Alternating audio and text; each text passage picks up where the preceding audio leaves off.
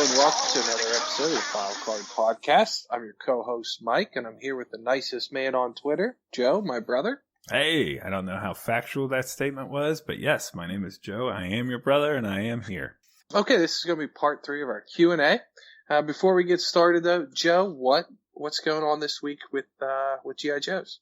All right. Well, for me, as most people probably know, if you've been listening to the show during the whole COVID situation and the stay-at-home order, since we can't get out to the shops and there are no toy shows, I've been just buying strictly off eBay, and I've been collecting the Eco Warriors. I got the initial team of Flint, Ozone, and Clean Sweep, and then now I'm directing my attention to the Septic Tank. Maybe the ugliest vehicle in G.I. Joe history. If you're not familiar with it, it's a HISS tank, but in like this strange neon orange.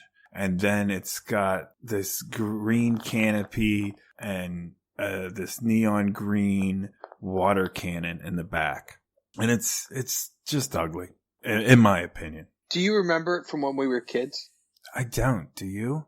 I remember the commercial, but I don't ever remember seeing it at the store or anybody having it. No, I don't have any memories of it. Maybe, and sometimes now that we look through new pamphlets and stuff, we've picked up a couple of those through the past year.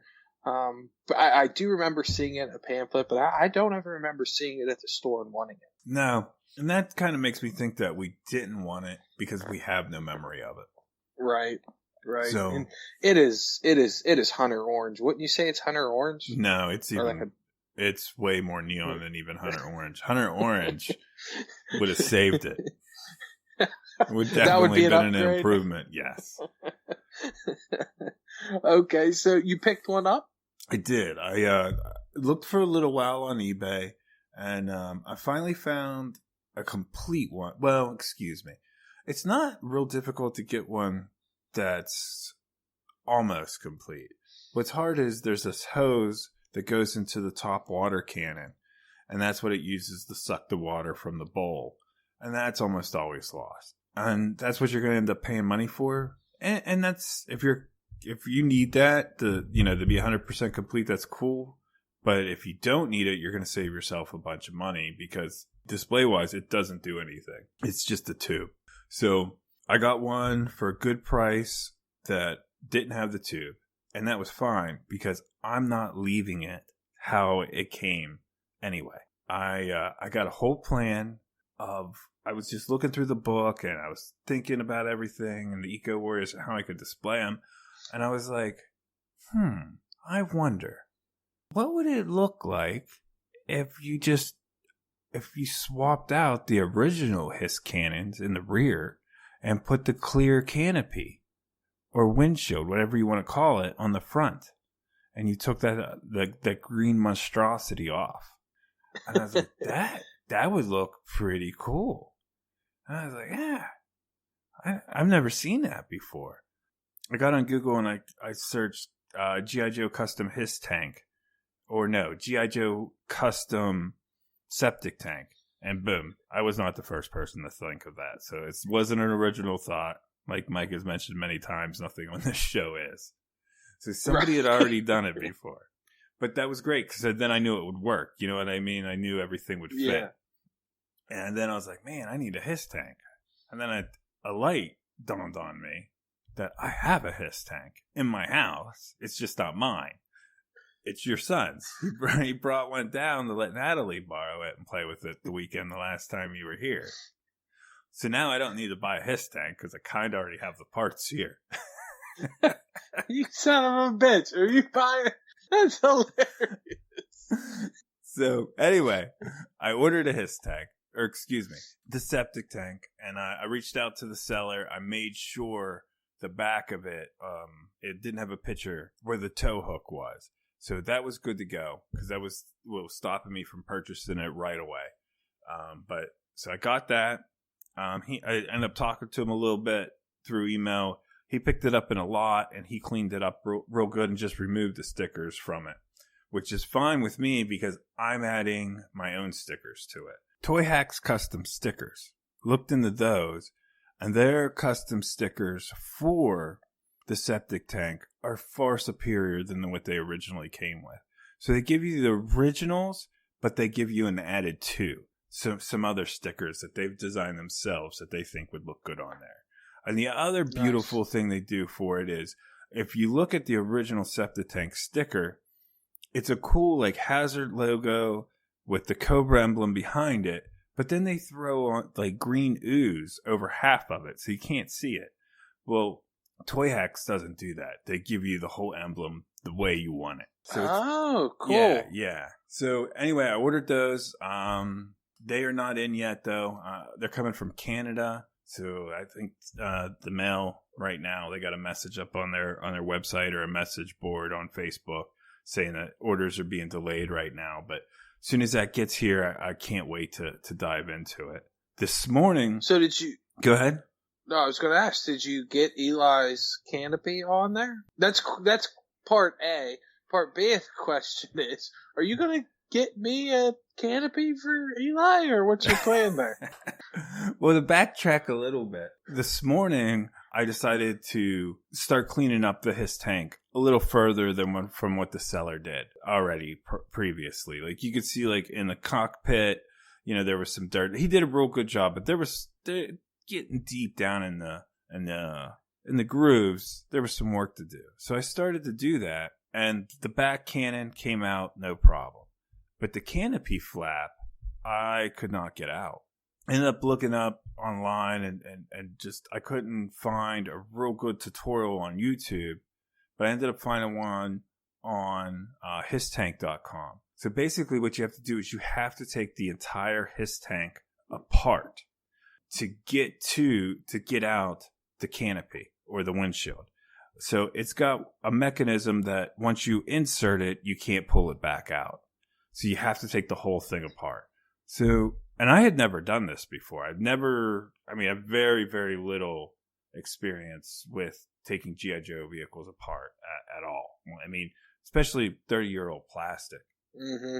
Because the idea was, let's hope they never come, when we put them together when we were kids, helping our dad, the hope was they never came apart. Right. And for the most part, they don't. I mean, once they really clamp down, they're made well. So now, 30 years later, I'm prying apart this plastic.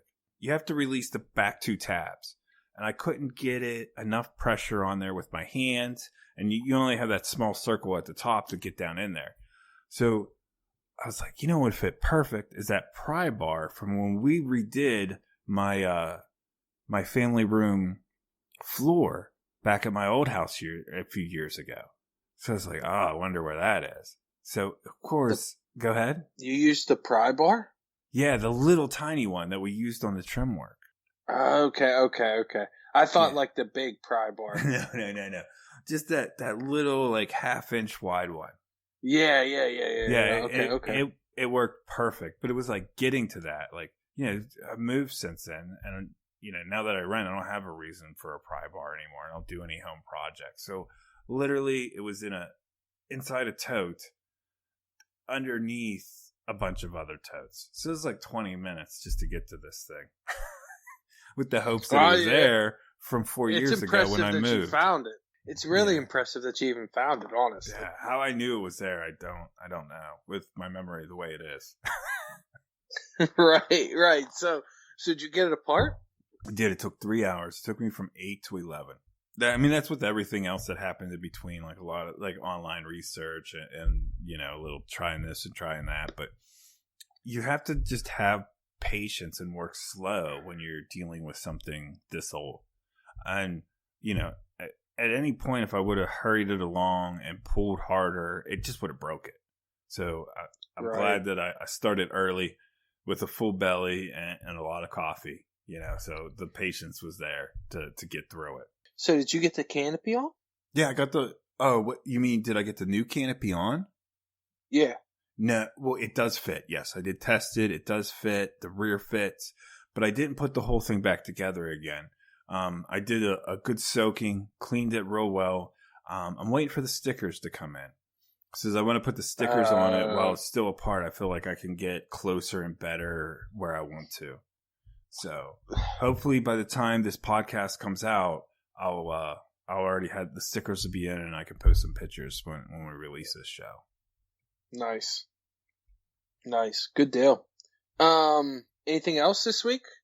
No. I mean, so I spent the past few weeks, going after the original Eco Warrior team, and then now I got the septic tank, or what I'm going to call the septic hiss, and now I'm just going to move into the Cobra side of the Eco Warriors. That's awesome. I can't wait till you get cesspool in the Toxo Vipers. Yeah, we have some stuff. The original Toxic Viper, we have some stuff to talk about, but we'll save that, right? No, we will. Well, okay. Here's the other thing. My display case, it's really difficult to put the original, the Eco Warriors with their water shooters, the original weapons they came with. So I'm going to display them with, I think it's 91 or 92. I can't remember when they re-released Grunt. If you remember that big single-handed gun he had, not single-handed, yes. But that weapon. That's how I'm going to display all of the Joe Eco Warriors, and I think in that color, in black. Yeah, in black. That rifle, and I think I'm going to give them the. Is it the Incinerator Viper? Am I saying that right? What color? The red one with that orangish face that I hate. The guy, I hate him, right? Yeah, you hate him. I love him. I don't know why I despise him so much. I had him as a kid. I remember getting him. Incinerators. Yeah. I think I'm going to display them with the Incinerators backpack because it's got these couple I guess for Incinerator they're like fuel or gas tube or tanks, but for them it could look like oxygen tanks. Nice. That's a good call. So, and I think that's a good compromise considering kind of where the limitations of the case. Right. And it's kind of more realistic too. You know what I mean? It just looks cooler to me. Something like that. The other thing I did was I reached out to Boyle and Pop, and if you're not familiar with him, you got to look him up on both Instagram and Twitter. He just does amazing customizations, and if you're just finding him now, make sure you go back through his old feed and then just watch the progression. It's really, really impressive. But I reached out to him because I want to add silver to Flint's helmet like it was in the original commercial. The silver that was in the visor of it. And I just asked him, what's the best way, different paints and some techniques. And he was real generous with this information, got back to me right away. So I'm going to look into that and get all those items, and I'm going to paint that helmet up. Oh, awesome. Yeah, I know. I'm excited to see how it turns out. Yeah, so I mentioned it on a prior show that I wanted to do it, and I had some spray paint in the garage, but I immediately realized when I went out there, I was like, this stuff's like 6 years old. I need a little better plan. So, yeah. As soon as I think I'm going to probably order like a couple more helmets, look for, some like played with condition stuff. I think so I can give it a couple tries. Now, is the helmet, do you have a pretty good helmet as is or not?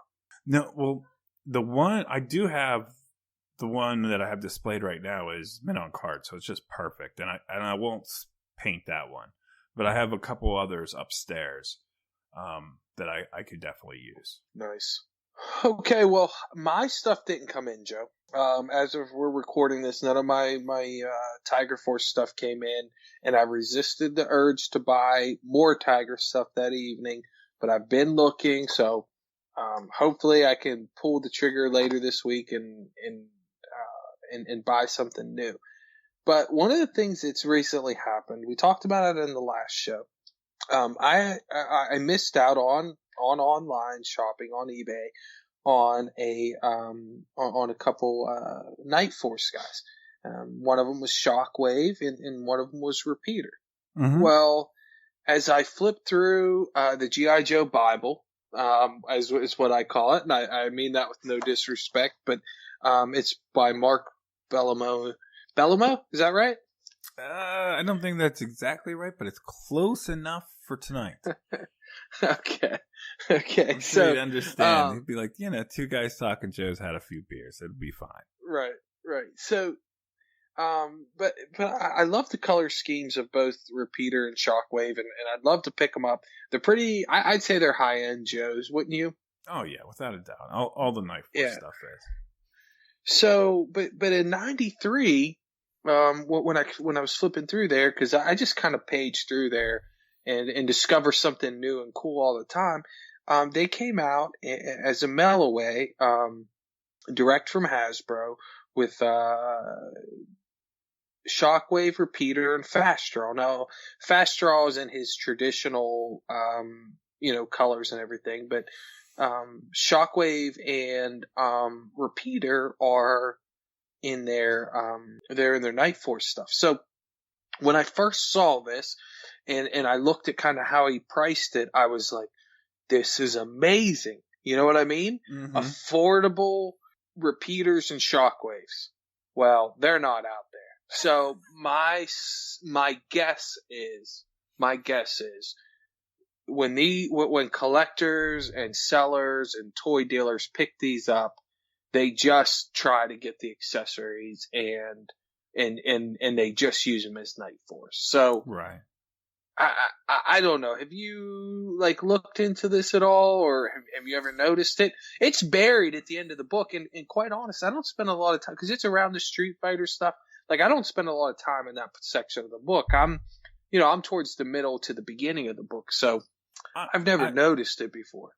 I've definitely noticed it before. I just knew that nobody's going to try to ask for that price. You know what I mean? Everybody's going to go to the full price. Night Force Shockwave is one of the most wanted figures out there, and it just goes for crazy prices. But it always has. I mean, even in the early 2000s, I don't remember what it went for when I was, started my second collection. From after my first collection for after we were kids. I didn't buy him just because of the prices that he was then. It seemed outrageous, which would seem like a good deal, of course. But even back then, he seemed like he went for a lot. Right.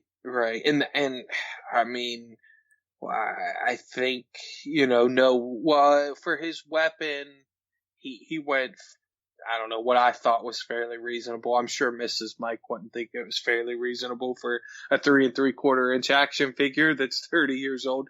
But he went pretty reasonable, and I'd love to have him. So I got real excited, and I searched everywhere that you can imagine. eBay, just the dark web, searched, and the Rapid Deployment Force from 1993 is nowhere to be found. So if anyone comes across it in the book, don't get your hopes up. I guess that's what I'm saying, because you know what, they're just selling them as regular Night Force for top dollar. And I really appreciate the look of the Night Force. I just don't have any nostalgia for him to make me want to go out and collect them at their current price. That's a good point. See, I remember Starduster, Joe, from when we were kids. I remember inserts and the advertisements. Okay, that explains why you've always, I could always tell you enjoyed anytime we would see that figure, and I never understood why, because I don't have any memories of it, and I didn't even know about him till just 2 years ago or whatever. So it's just that's just something that's really expensive to me. It's not something that I get excited about. Right, and nostalgia is what makes you as an adult go back and be willing to pay, for these kind of higher end guys, and but that's where I struggle. I think maybe somewhat on Night Forces. I think they're really, really cool. I love seeing the toy photography that people do with them. I love the look out of them. Repeater looks so much better in his color scheme for Night Force. I personally think he looks great in both. I don't think it's so much better. No, so do you think it's just my memory of him as a kid that keeps me from not liking him? Yeah, it is. For people who don't know, we got Repeater, and he had bad knees right out of the package. He couldn't stand. So he was just a dead guy on the battlefield every day. Like, he never did anything cool. Even though he's a cool figure, but he never did anything. So I'm kind of tainted, I suppose. But, I can't go there.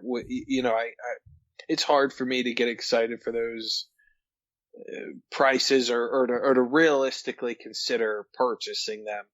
I say that, but then, I start thinking about like UK Action Force stuff, and I don't know, maybe since they're from overseas or another country, there's it allows me to think about purchasing them. But so that's what I got going on this weekend. I got one more thing before we get to the question. So saw a post, I think it was in a Facebook G.I. Joe group, about when you have a broken peg stuck into the foot from a stand on a Joe, how to get it out. And if you remember a few episodes back, we told the horrible, horrible story. And I say the horrible, horrible story not because of what had happened, but because I listened to the podcast and heard how we told it, about how my Still Brigade got the peg got broken off in its foot when we let the kids play with it. And then, the next morning I woke up not feeling the best and was trying to drill it out over my kitchen sink at like 7 in the morning. And I woke everybody in the house up. So, well, anyway, just to recap that, halfway through drilling it, I realized I didn't know what I was doing, and I was just going to end up ruining, Still Brigade altogether. And I would just use the other foot to hold him up. The problem is that foot has a loose knee, so it doesn't hold very well. So occasionally he just falls over on his own. But anyway, I saw this post, and it showed how supposedly to get it out. You would take a pin that you would use on a corkboard. You would heat it up with a lighter till, scalding hot. And then you would insert it, push it up into the peg. And then you would let it dry or let it cool. And then you would just pull right out. So the thinking is that, the heated plastic just, sinks to that metal rod that's in there and it comes right out. So I'm ecstatic about this, right? I'm like, finally, I'm going to fix my Still Brigade. All is good again in the world. Right. So then I realized, like, we don't have any, of those pins here at the house. And I'm like, crap. And I'm like, okay, well, I'm like, well, I'm going to go to the store and I get one. And my wife's like, no, because she's real big that, and rightfully so. We don't need to leave the house unless we have to. And G.I. Joe needs are not a reason. So going to the store wasn't going to work. But I was like, I could run to my office and just go straight, in the back door, right to my office, grab it, and it'll be fine. I won't interact with anybody. So I do that. I get back home. Got a couple other things I got to do real quick. I'm so excited to, actually get there and be able to fix my Still Brigade. I heat up the pen, I insert it, and basically nothing. So I ended up drilling out so much of the foot of the peg inside the foot, there was nothing for it to hold on to. So that still didn't work. Hugely disappointing. But, if you have one that's in there, this could possibly work for you. I'm assuming that's why it didn't work for me. It just didn't have enough to grab onto. So, yeah, kind of a bummer. But, that sucks. Yeah, but it leaves another adventure ahead of me about how I will fix him. You just need to let that go. I don't know why. I don't know why you're so. Unless you got a professional that's. Eventually you're just gonna break it, and then what are you gonna do when you lose your emotional support action figure? He really is. He goes everywhere with me. Not everywhere, but when I do Joe stuff around the house, I make sure I take him from where I store him and I bring him around. I went 30 years without him, and now I got one. I know. I'm excited. I got two, but the other one stays in the case, and I hang out with it. I wanted to ask you, is that so you're displaying the one that Lisa and the kids got you? Yeah, that's the one that's in the display case. You know, the one I picked up at the Ohio Toy Show last year. That's the one I, keep around. So you've talked a lot. You're into the Eco Warriors right now. I'm trying to knock out the Tiger Force. What are you going to do when you're done with the Eco Warriors? Oh, I don't know. I don't even want to think about it. I'm just really enjoying what I'm doing right now. I don't want to, let it come. All right. You know what I mean? I just let the next thing happen. Okay. Well, I've kind of been thinking about it, and I think I'm going to move on to finishing out my Dreadnoks. And you know what? It's a good call to wait, because those are really hard to pull up good ones online. Like I feel like you really want to be in person. Well, the light blue, kind of like blue jean color that their legs and the bottom half of them are. There's just a lot. Even like with their legs silling and stuff, like it's a weird color that just didn't seem to always go right. I mean, that's just blue in general in all of G.I. Joe. And you can have the same action figure and have 3 different colors of blue on it. I don't know if it's just must be the plastic that was used at that time. I don't know. I would love to talk to somebody who does know, or if you do know and you're listening, please send us the answer. I know like heat has something to do with how it reacts to it, over the years, but I don't know, the real reason for why it does it. Right. Yeah. I mean, you think about like Shipwreck, all the Cobra Commanders, the Dreadnoks, Spirit.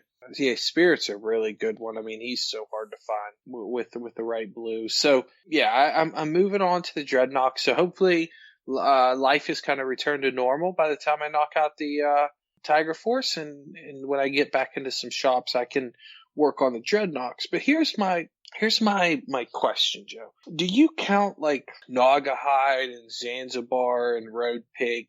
Like, are those guys true Dreadnoughts? Or do you like limit yourself to thinking of the characters that appeared in the Sunbow series? I don't know why. Well, it had probably did Zanzibar appear in the Sunbow series? Because I always considered him part of the original run. Maybe in Sunbow cartoon or in Sunbow advertisements he may have, but I don't think he was ever in the cartoon. Yeah, I always considered him part of the original run. But, like you're saying now, I guess he wasn't. But the other two, I consider him Dreadnoks. I would want them in my Dreadnought case. But with that said, I wouldn't feel a Dreadnought collection incomplete without him. Right. Because, I mean, even like Road Pig is 88. So, I mean, that's still, I kind of consider the height of G.I. Joe to run through 89, right? That's kind of when maybe you're on the other side of that curve. I mean, not for me, but yeah, go ahead. Sorry. Well, I feel like the color schemes and stuff started changing in 89. Yeah, no. Yeah. No, I got you. So like Naga, like even like when I've been looking at Naugahyde, like in a display setting, I don't think Road Pig stands out with the original Dreadnoks, but I feel like Naugahyde would. Like, which one is not like the other? Do you remember those from like Naugahyde's going to get picked in those. Nah. Well, yeah, he's got the blue because, I mean, most of the Dreadnoks are wearing blue jeans, right? Or the idea that they're wearing blue jeans. And he does, but his blue does not look like blue jeans. It's just like... Right. He's wearing like blue sweatpants. And the sculpt, more of a cartoon look on the face than the original Dreadnoks. Mm-hmm. Oh, crap. Okay, I guess maybe you turned me. Because now I'm really thinking about it.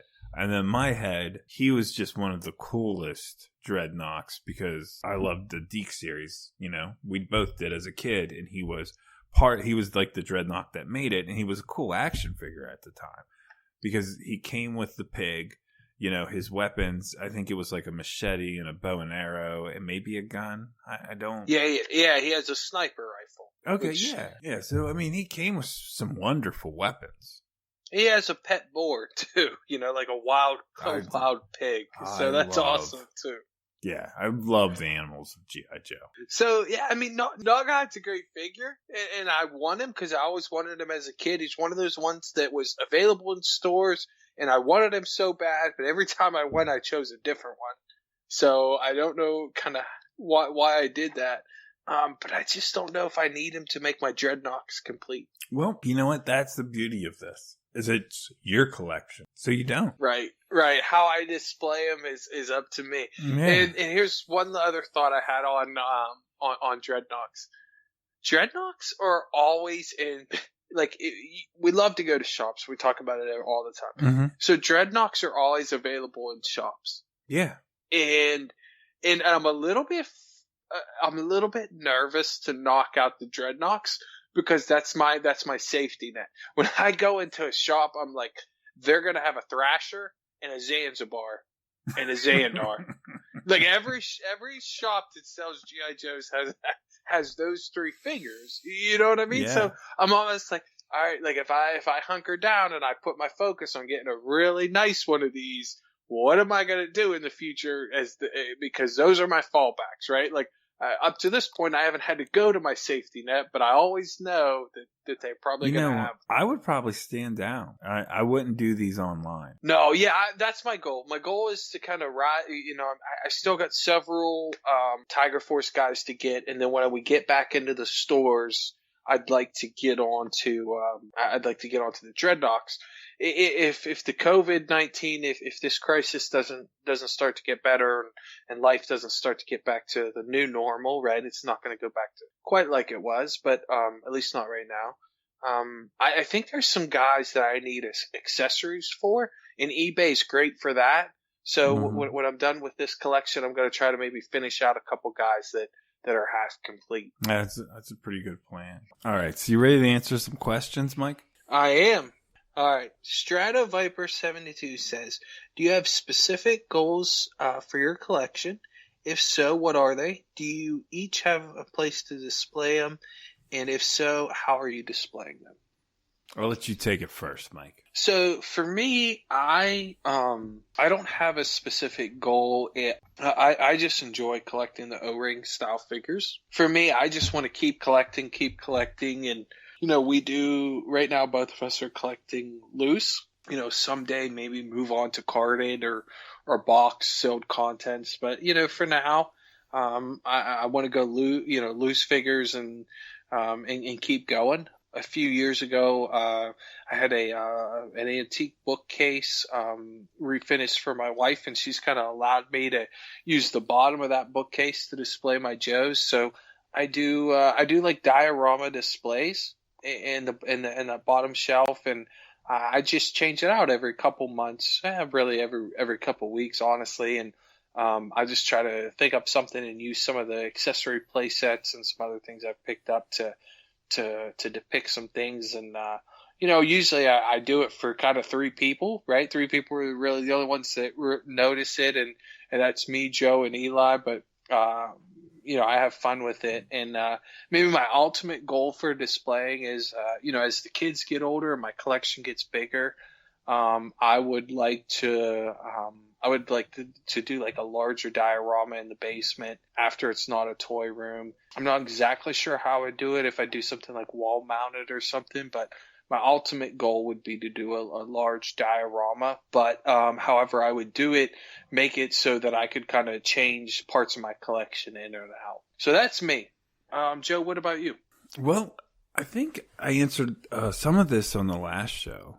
I don't, just like Mike said too, I don't have a specific goal in the collection, and I don't want to put one on it, because once I do, then I put a timeline on it, and that's the last thing I want. But if I had to give it like one breakdown of a specific goal that no matter what I want to accomplish, that would be collecting all of the 1990 line. That's my absolute favorite year for Joe, and as I've said many times, I was 8, and I don't know, that seemed to be the year that that I remember most, and that I had the absolute most fun with it. And it must have been a great year, because literally 30 years later, I'm still remembering that, and I'm tracking that stuff down. So I enjoy that year, 1990. And when I say that, I mean, I don't mean just the figures. I want to collect the pamphlets, and they also had the rings that year, and they had the military cash, or it was called something else. Combat Pay is what it was called. I want to collect it all. The brochures, all of it. So I think at the end of collecting, no matter when that comes for me or what that looks like, I would at least like to acquire all of the 1990 line. As far as a place to display my collection, the house we're in right now, we're getting ready to move, so it won't hopefully be a problem in our next place in a few months.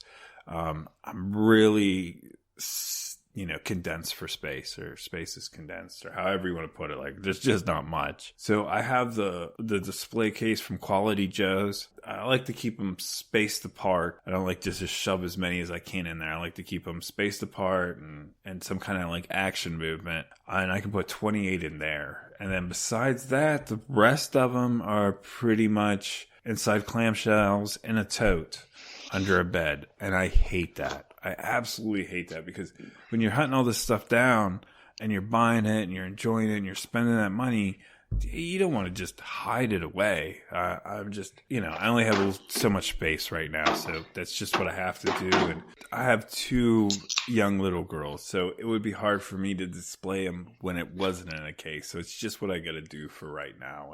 And I'm okay with that, because I know I got some big plans for the future once we do have some more space of how I'll do that. Would you do a diorama in the future? Oh, without a doubt. I got a bunch of ideas about, how I want the flag displayed and what characters I want on it one day. And then I got ideas of like how I want my Sky Patrol set up, and then the other figures of just that I want in cases, and then, and how I want cross country set up with the Havoc. I got lots and lots of ideas. As every collector does. It's just eventually, getting the space to do all those things. And for my current position with my job, every 2 to 4 years, I have to relocate. So, and I got about 9 years left to where that's, the way life's going to be. But after that, then, me and my wife will set up permanent residency, and then I can really get to work on that display. But now it's just, I guess, kind of building up to that point. That's fun. I look forward to that day when you guys get to your permanent kind of final destination, and we can start setting stuff up in your man room.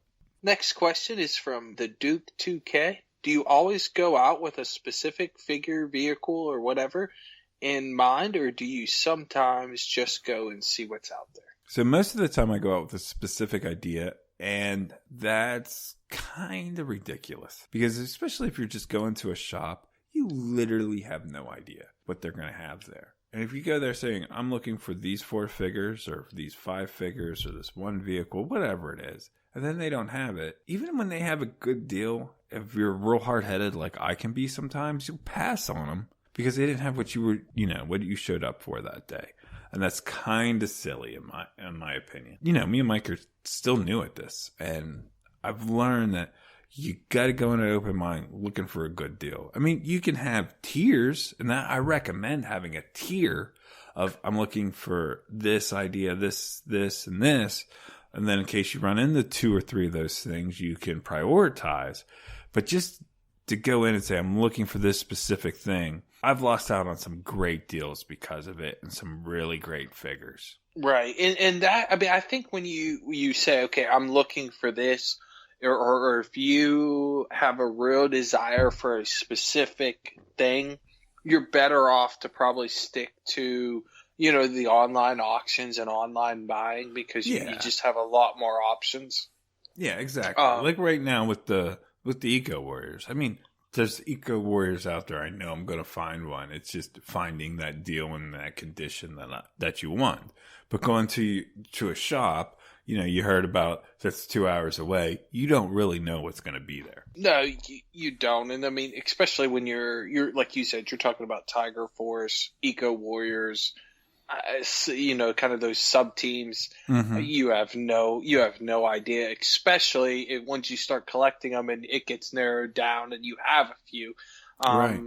The likelihood that they're going to have something's not very good. I mean, I think about how many times I've actually walked into a store and seen either one of those that we're after right now, Eco Warriors and Tiger Force. Not a lot. I mean, not a lot at the quality that we're looking at. So, Right. I think if you get kind of your interest honed in on something, online is probably the better bet. But when you're out on going to stores and stuff, I think the best thing to do is to educate. I think we try to do that. The book, the collector's guide's a great way to do that. Social media, minus prices. I mean, the collector's guide right, is a great way. It's, like, so the figures, you know what they look like, their accessories, the year, everything else. But the prices aren't. They're just not what the book says they are. And the prices, there's eBay prices, and there's probably local prices too, or area prices. I would imagine. I mean, what a figure might go in one area of the country could be completely different than what it goes somewhere else. And it changes from toy show to toy show. Yeah, a perfect example. Two things that come to mind: a Steeler in Pittsburgh, which is our general area. It's almost impossible to find. You can't find a Steeler. And if you read his file card, he's from Pittsburgh, and collectors around here just want him. So you hardly ever find one in a shop. Yeah, and then when you do, you're going to pay for it. Right. And it's one of the few times you'd probably be better off just going online or something, because kind of in the big picture of G.I. Joe collecting, he's not a highly sought after figure. No, there's a lot of them out there. You know what I do love about Steeler? He's got those gold bands on his arms, and a lot of people don't even realize it because he's got that dark green, and then those gold bands on his arms are worn off. But I just love that little tie-in to Pittsburgh and to the Steelers by adding that. That's Larry and Hasbro. That's why they were such geniuses. They were a good team back in the day. All right, Mike. This is our last question of the night, and it comes from Chris. All right. It's kind of a big question, so why don't we take this in a couple parts? All right. So first, he starts out with, what years would you consider the sweet spot for G.I. Joe toys? For me, I love the vehicles from 82 to 86, but by 87, they start going downhill. As for the figures, they start going bad around 1990, in my opinion. I think it has to do with what years you were making your G.I. Joe memories, and that those preferences still remain today. I'd be interested in hearing how your memories affected which figures you're drawn towards now. So I think Chris is real close on the year for the figures for me. 90, I still have a lot of fond memories of 91, but that's, post 91, there's just a couple that I like, here and there, and have good memories of. And I think he's right. Whenever you're coming to age and whenever your peak interest in G.I. Joe, whenever you're making those memories, your childhood memories, that I think that definitely influences you. And for me, I we've talked about it so much on the show. Like the Sunbow series for me is it. So that's my G.I. Joe. That's my G.I. Joe universe. I've only dabbled into the comics. So when I got back into collecting, that's where I started. I'm like, those are the guys that I wanted. Didn't have very many of, here and there, either got them off of relatives or picked them up at yard sales. So, those memories and trying to collect the Sunbow guys is where I started. Yeah. When it gets the sweet spot for the figures, at least, I mean, I kind of break it up in like two categories.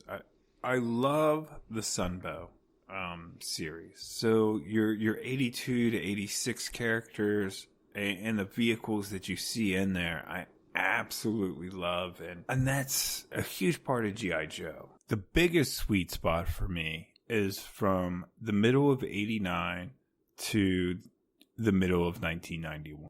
And all of 1990. So what I'm saying is like half of the figures and vehicle in 1989 and half of the vehicles and figures in 91 and all of 1990. That's my biggest love for G.I. Joe. And I truly believe it just really comes down to just what you said is when you made those memories. And I think me and Mike have talked about that multiple times on the show. It's just, when did you enjoy G.I. Joe the most?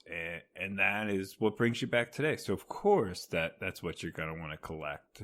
It also changes, though, too. Now you're an adult and you're collecting, so you're going to look at things a little bit differently. All right, so the next part of Chris's question is, what forms of G.I. Joe media are you interested in presently? I'm currently collecting the original Marvel comics and watching the Sunbow cartoon. I also have some old novels from the 80s I haven't read yet. I'd like to hear if you're experiencing G.I. Joe fandom in other ways besides collecting.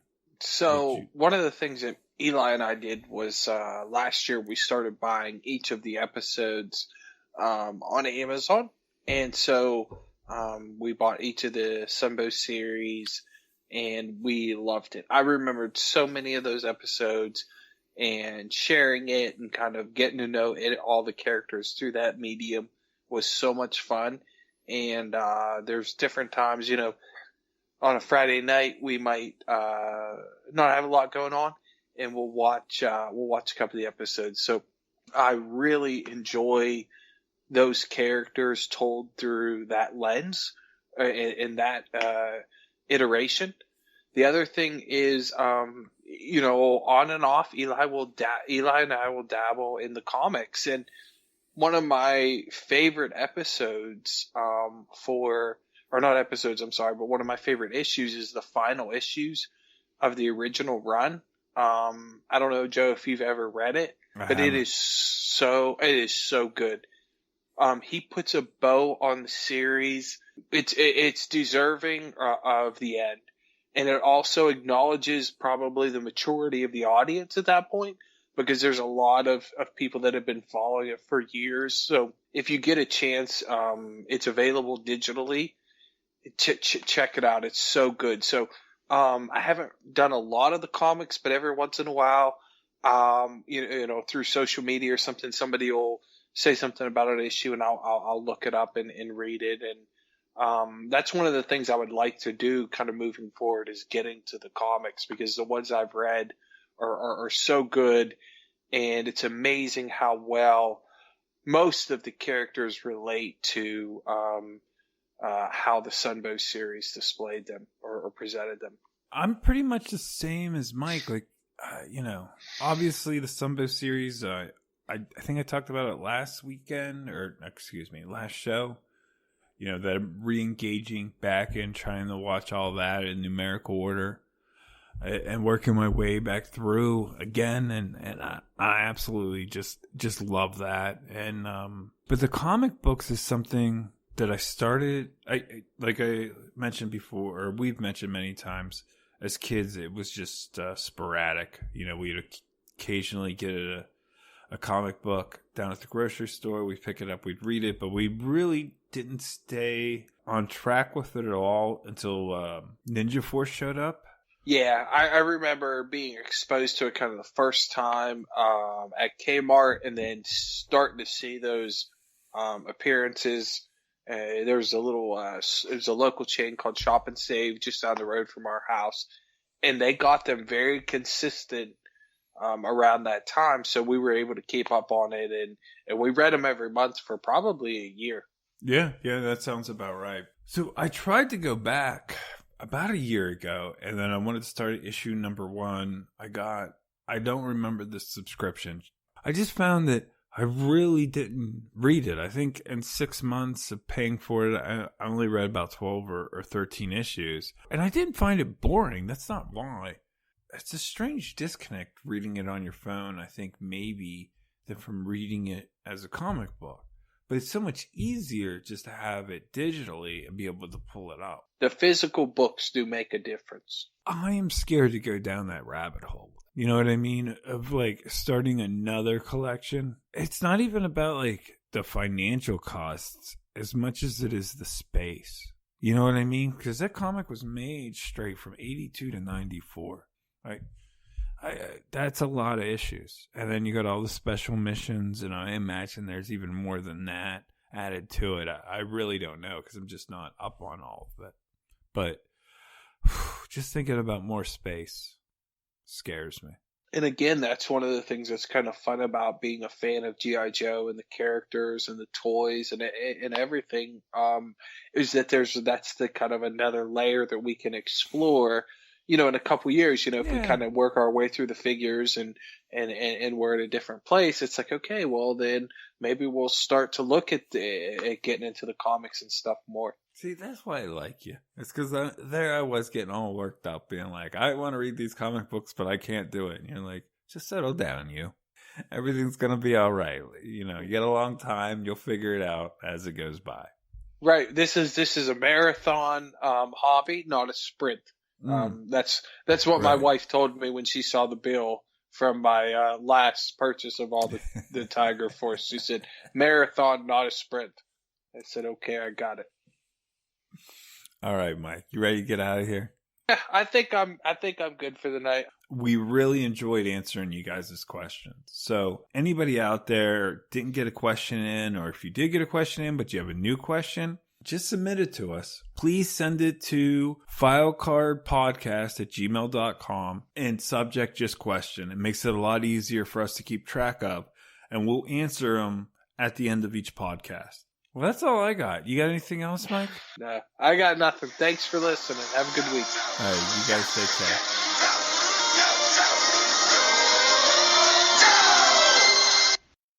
Heat it up.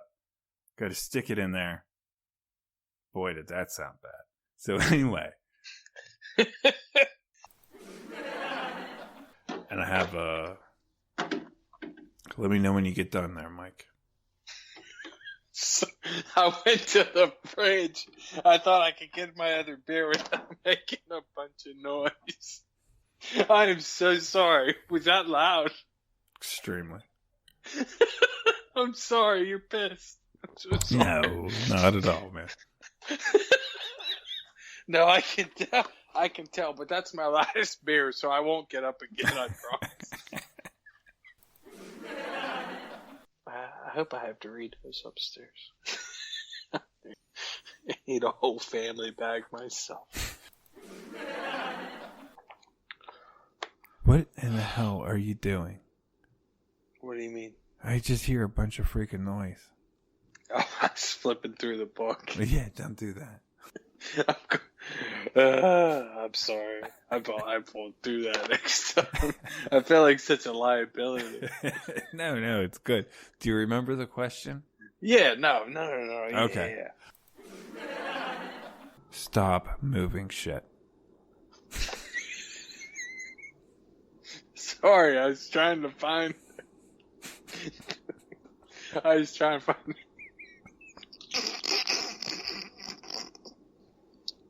I'm so sorry.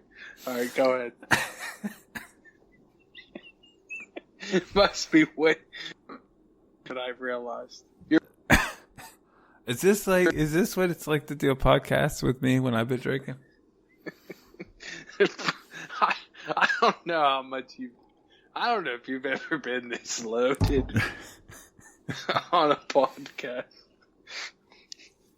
I don't even remember where I was. Oh, shit.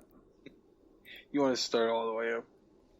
I don't even, yeah, I mean, we got 15 minutes, so I gotta do something here. So what are you doing? You weren't making any noises, and then now you keep touching stuff. I was hitting the tab on my can. I'm sorry. I'm sorry. That's okay. I'm not doing nothing else. You're good. I wish when I edit this, I am going to write down or make notes for how many times you've said that.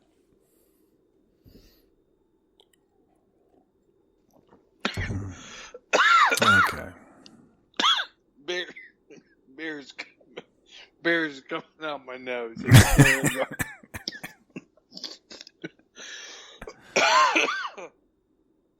All right, I'm gonna mute this. Okay, you talk. No, you're doing good. I'm still struggling trying to get the beer out of my nose, so that's why I'm just trying to keep it on mute, so I don't, when beer comes out your nose, Joe, it's about an hour before your body starts. It just is. You got some wheezing going on. Just ain't good.